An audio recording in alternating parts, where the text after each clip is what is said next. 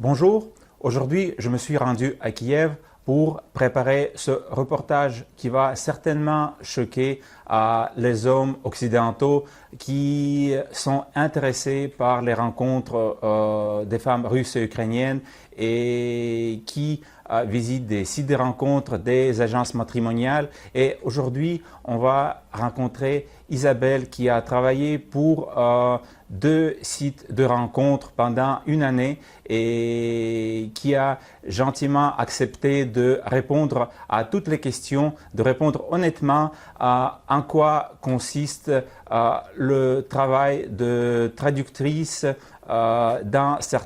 sur certains sites de rencontres et agences matrimoniales. Bonjour Isabelle. Bonjour Dimitri. Vous avez dit que vous avez travaillé pendant un an pour une agence matrimoniale locale ukrainienne qui se trouve à Kiev. Et cette agence matrimoniale de Kiev, elle travaille avec deux grands sites de rencontres. Comment s'appellent ces deux sites-là? Je travaille premièrement pour Anastasia. Anastasia, c'est une agence connue en Ukraine et j'ai travaillé pendant une année. Et le second, c'est Dream Agence. Et là aussi, j'ai travaillé pendant 6 mois. Comment s'appelle la deuxième agence? Dream Marriage. D'accord, Dream Marriage. En quoi consistait votre travail? Donc, vous êtes venu pour chercher le travail. Comment ils ont expliqué vos obligations?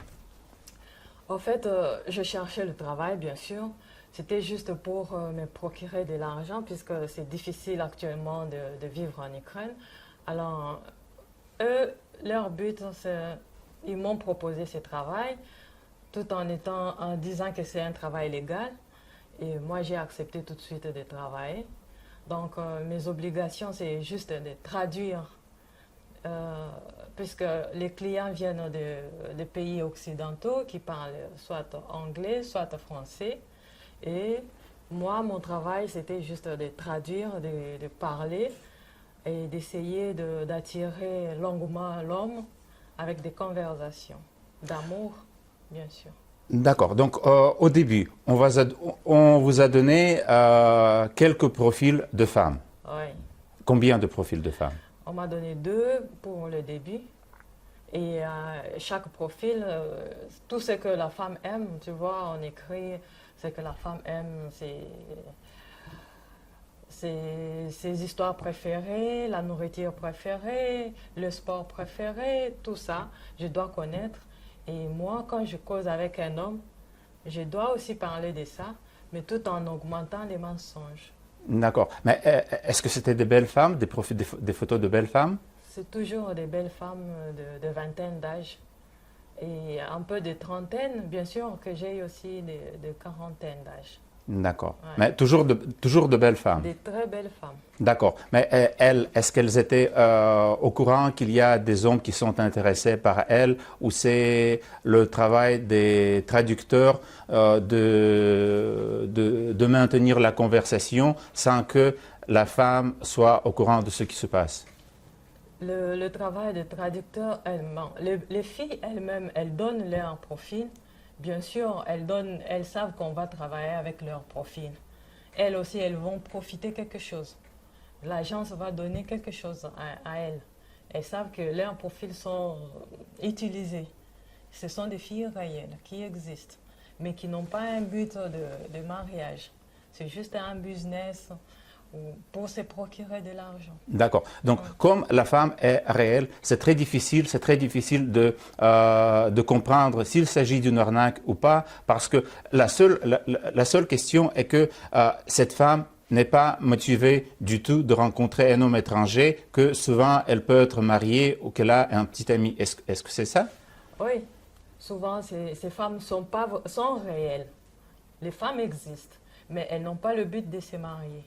Leur but, c'est d'avoir de l'argent, puisque ces femmes peuvent être des femmes mariées, des femmes célibataires avec leurs copains, leurs boyfriends, ou soit ce sont même des hommes derrière tout ça. Donc, le but de ces agences-là, c'est d'attirer les hommes, juste pour les attirer et causer longtemps, puisque c'est l'homme qui paye. D'accord. Ouais. Quand l'homme paye, eux gagnent. D'accord, Ouais. c'est clair. Ça, c'est clair. Je comprends très bien comment une traductrice peut échanger de messages avec un homme sans que la femme soit au courant. Je comprends très bien comment elle peut faire un chat. Mais quand il s'agit de chats vidéo, parce que ces sites-là, ils ont aussi l'option de chat vidéo qui coûte d'ailleurs très très cher, mais comment est-ce que la traductrice peut utiliser l'option de chat vidéo si la femme n'est pas au courant, elle a juste donné son profil, elle a reçu l'argent, elle n'est pas là? Les agents sont tout prévus. Donc, quand ils engagent des traducteurs, ils ont aussi des vidéos déjà préparées pour les filles. Ce sont les mêmes filles qu'on a pris les profils, ce sont eux qui vont faire une petite vidéo de 7 minutes ou soit de 4 minutes, 7 minutes ou 14 minutes, juste pour montrer à l'homme de l'autre côté qu'ils existent vraiment. Ce sont des vidéos déjà préparées d'avance. D'accord. Et l'homme va croire que c'est une femme vraiment qui cause. Elle fait un truc, geste d'écrire et de regarder, d'écrire, de rire, des petits gestes là pour juste Naturel, des gestes naturels. Oui. Okay. Et donc, dans la majorité des cas, ça marche très bien. Ça marche très bien et l'homme n'a pas l'idée que c'est une femme, juste une vidéo qui est derrière. D'accord. Mais par exemple, est-ce que l'administration du site de rencontre locale, est-ce que leur but est de maintenir la correspondance, le chat le plus long possible ou bien de faire venir le client en Ukraine? Leur but, plus, c'est de faire un chat très long. Plus le chat est long, plus eux gagnent. Et au cas où l'homme veut venir, puisque l'homme croit que la fille est réelle, et il veut venir.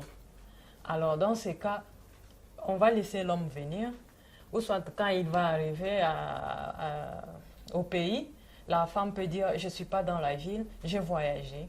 Il y a toujours des mensonges, quelque chose à dire pour ne pas rencontrer l'homme.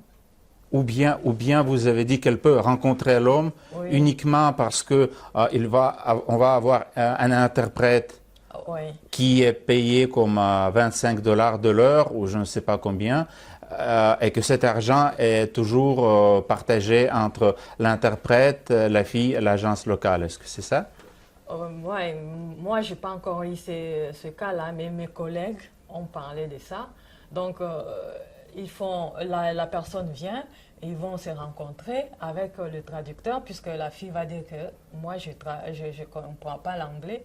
Il y a ma traductrice qui est là, elle va parler et vous allez écouter. Et l'homme croit à tout ça. L'homme va parler et va dire non, ma traductrice a besoin d'argent, puisqu'on doit payer la traductrice. Et cet argent-là, ils vont se partager, puisque c'est le business, quoi. D'accord. Donc, l'homme qui a juste dépensé l'argent pour des messages et qui n'est pas venu, c'est un homme qui est chanceux. Parce que ceux qui arrivent, ils sont arnaqués une deuxième fois déjà sur place. Ouais. C'est clair. Encore une question. Est-ce que vous pouvez me parler d'un homme typique qui s'inscrit sur des sites comme Anastasia ou Dream Marriage? Oui. Les hommes souvent qu'on trouve, ce sont des hommes soit mariés aussi, des hommes divorcés, des hommes de quarantaine d'âge et au-delà. Donc on trouve souvent rares sont les jeunes hommes qui viennent chercher les femmes. Je pense qu'ils n'ont pas de moyens. Quand ils viennent et que la femme n'est pas intéressée, bon, ils viennent pour des futilités.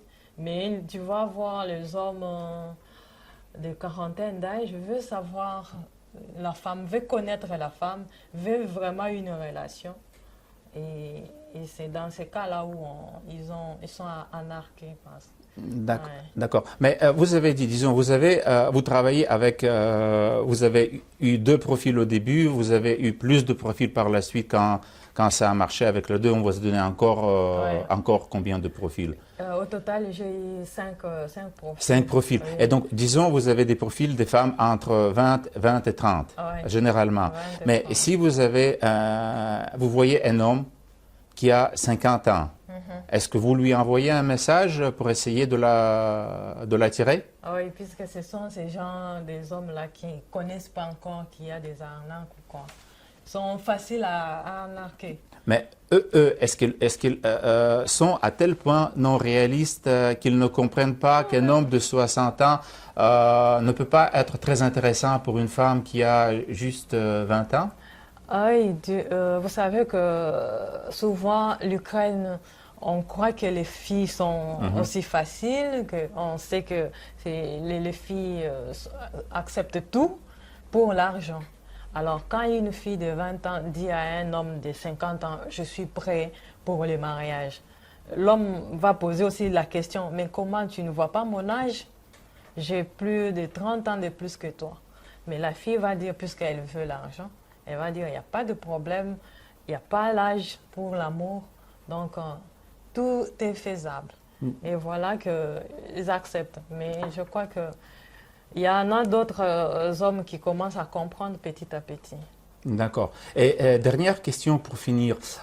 Est-ce que vous pouvez donner des conseils aux hommes comment on peut éviter des arnaques ou est-ce que c'est possible d'éviter des arnaques sur ces sites-là ou bien ces sites-là sont vraiment toxiques et ils sont à éviter?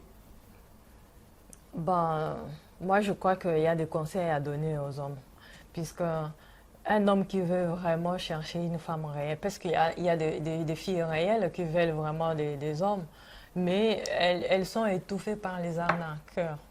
Puisqu'il y a ces hommes-là qui veulent vraiment venir épouser les filles, moi je peux leur dire de venir eux-mêmes sur place et de chercher que de passer par des sites. Puisqu'ils peuvent venir et trouver des femmes qui veulent vraiment se marier. Que de passer par des sites qui veulent seulement l'argent de cet homme-là. Donc, à notre mot, il faut minimiser l'étape de relation virtuelle et passer au plus vite possible aux rencontres réelles. Oui, l'homme doit venir chercher. La femme, elle est là. Elle cherche l'homme. Mais l'homme doit venir que de passer dans des sites. Puisque dans les sites-là, vous allez remarquer la femme qui dit « ma mère est malade, j'ai besoin de ça, tout ça ». C'est déjà des histoires qui doivent attirer l'homme et dire « non, ça c'est des arnaques ». Parce que toutes ces filles, elles ont toujours des problèmes. Elles veulent toujours quelque chose. Au lieu de passer et dépenser tout cet argent, mon téléphone, par exemple, mon téléphone ne marche pas. Quand l'homme, par exemple, demande « je veux te voir en vidéo », la femme va dire mon webcam ne marche pas, mon téléphone ne va pas, tu dois m'envoyer quelque chose pour acheter. Et l'homme, puisqu'il est attiré par la femme, va venir. Donc le conseil, il faut minimiser les agences et venir sur place chercher la femme.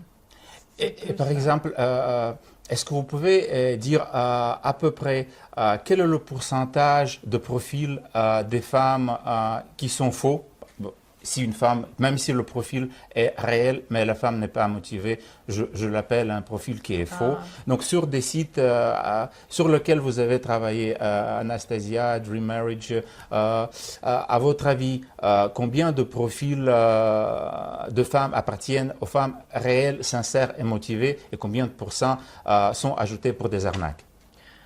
Souvent les filles qui ont 20 ans, 20 ans, 25, 28, c'est n'importe quoi. Puisque ces filles-là, elles sont là juste pour les utiliser. Moi, je crois en pourcentage, je peux dire 90% des filles, c'est juste des arnaques. Les réels qui veulent vraiment, c'est vers les 35 ans, 40 ans, 30, 35, 40. Et ces filles, parfois, elles ont divorcé, les trentaines. et elles ont besoin d'une autre vie, une nouvelle vie. Les hommes qui veulent vraiment chercher les femmes, moi je peux dire, il faut chercher dans ces 30 d'âge, 30 et au-dessus. Mais pas sur ces sites-là. Mais pas sur ce site, venir D'accord. sur place. D'accord. Ouais. Ici, je suis absolument d'accord avec vous.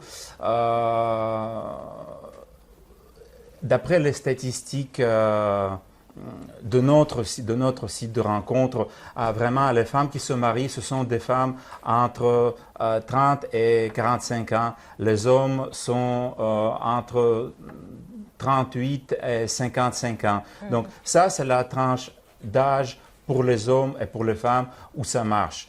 Et c'est très rare qu'on a eu des couples où la femme avait 20, 25 ou même 27, 28, ça se passe assez rarement. Donc, quand vous faites votre recherche, il faut penser à ça et il faut penser à toutes les choses que Isabelle vient de parler. Bien sûr, on était au courant de ces énormes arnaques qui se passent dans le domaine de rencontres et on est au courant que 90% des agences et des sites de rencontres font des arnaques, mais il y a les 10% qui sont honnêtes quand même.